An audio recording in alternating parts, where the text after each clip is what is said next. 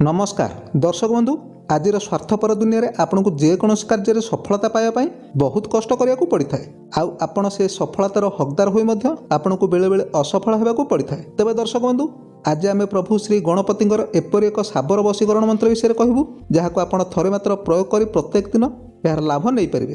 तेबे दर्शक बंधु, यही उपाय को प्रयोग कर सारा पर आपन प्रति समस्त मन में स्नेह, श्रद्धा और एक प्रकार आकर्षक मनोभाव आसीज।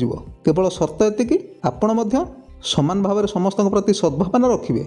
दर्शक बंधु, यही उपाय को करी आपण जेकोसी कार्यक्षेत्र हो अबा कौन सरकारी बेसरकारी कार्य को आपण आराम से हासिल करें। तेबे दर्शक बंधु, यही उपाय को करने आपको कौन एक शुभ दिन जेपरिक होली, दीपावली, शिवरात्रि किंबा ग्रहण काल में यह उपाय को आपको करने को पड़ो।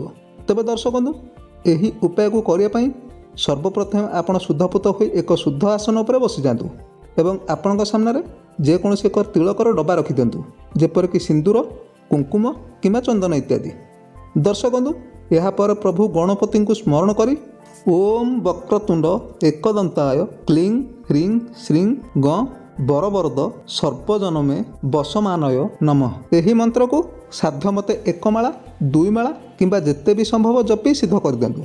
दर्शक बंधु, ए मंत्रटी एवं से तिलकटी सिद्ध हो जावा परे आपण जेते बेले भी कौन कार्य बाहर को जाउछंती एही तिलकरू गोटे टोपा तिलक धरी ए मंत्र को 3 थर, 5 थर किंबा 7 थर जप कर सारिया परे आपण लगेई बाहर को जातु। देखिबे ए तिलकर प्रभाव रे आपणक समस्त कार्य सुरुखुरु हो जिवो।